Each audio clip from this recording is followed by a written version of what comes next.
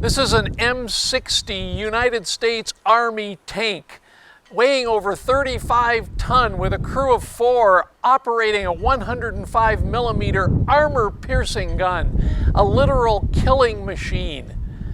Wars have been part of our world from the beginning of time. Every nation is just dotted with war after war after war.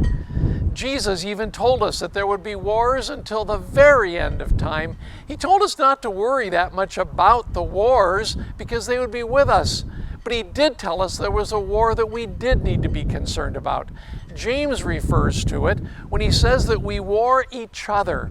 There's something that God recognizes that sin has done to us, and that is that we seem to not be able to get along. We turn on each other so quickly. From the very beginning of time, when sin first entered this world, Adam and Eve hardly had sinned and they were already pointing fingers at each other and blaming others, even blaming God. Their firstborn son was the first murderer of all times.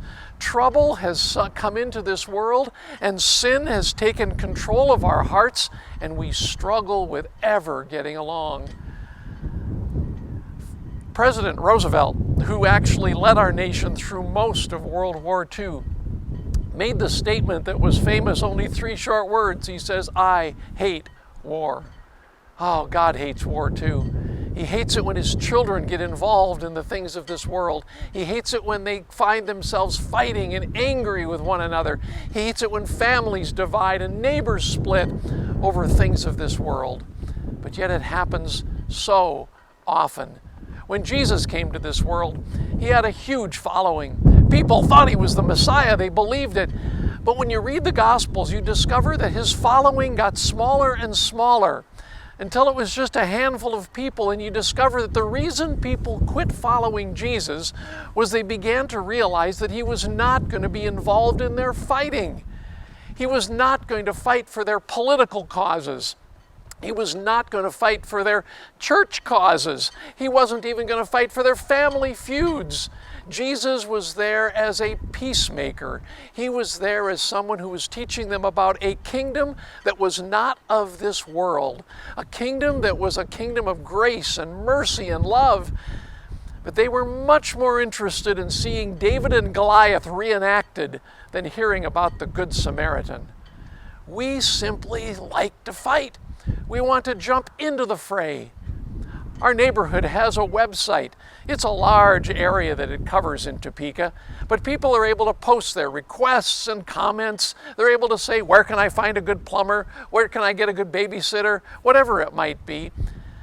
The other day I happened to notice that there was an extensive thread, and as I looked at it, I realized that someone was furious about the fact that someone had turned them in because they hadn't mowed their yard, and the city came out, and they were fined, and people were just ranting about the anger of it all.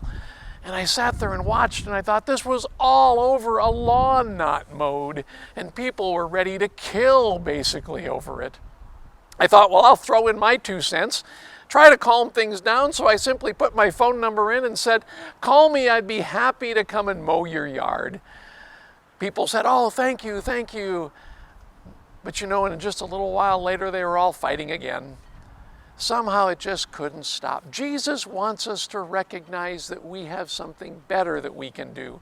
We don't have to be involved in the fighting of this world. It greatly concerns me right now. It's almost like as a nation, we're set for a perfect storm. We've got this coronavirus happening. I'm watching all these stories of anger and finger pointing and conspiracy theories. People are fighting and all sorts of horrible things are being said about people, all over a sickness. Then add to that, we've got a presidential election coming up in a few months that I'm afraid is going to be nothing more than a continual anger fest, and everybody wanting to jump into the fray. It's hard as Christians not to find ourselves wanting to get involved as well in a negative way. It seems like the right thing to do, but Jesus says this world is not your home. This is not the kingdom you're a member of. You are part of a bigger kingdom. You're part of the kingdom of grace. You know, there is a war that we should care a lot about, but that war is actually over. It's called the Great Controversy between Christ and Satan. That's what we believe as Seventh-day Adventists. But Jesus conquered Satan at the cross, and that kingdom has been set up, and we are members of that kingdom, and we need to remember that as we become citizens by living that kingdom right here in this world. It's not easy. It's not easy. This is all we know, and we see so much, but God appeals to us to be peacemakers, to find ourselves not wanting to jump into the mess, but rather finding ways to help people, to help individuals, to help others, and not to fight the battles. There's a reason why Paul counseled young Timothy, and he said, "Fight the good fight of faith." Paul recognized one of the hardest battles you'll ever fight is to believe that Jesus is Lord, to believe that his kingdom is real, to believe that you are a member of that kingdom and that he is coming again and he's going to set it up and it will be a kingdom of mercy and grace and love. And we need to begin living that kingdom now.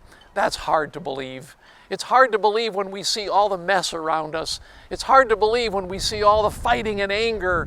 It's hard to believe when wars continue to rage that this world is not our home. And so may we find ourselves wanting to live the story of grace, to live the mercy that God has taught, to be the people that can make a difference for good, that can be a blessing, that can be like President Roosevelt, who say, "I hate war. I want to be a messenger of God's grace. I want to be a messenger that believes that this world is not my home, that we have a kingdom that has been established, and I am a citizen of that kingdom because of the love, mercy, and grace of Jesus." May we live that in the face of all the trouble we face in this world. Stay calm.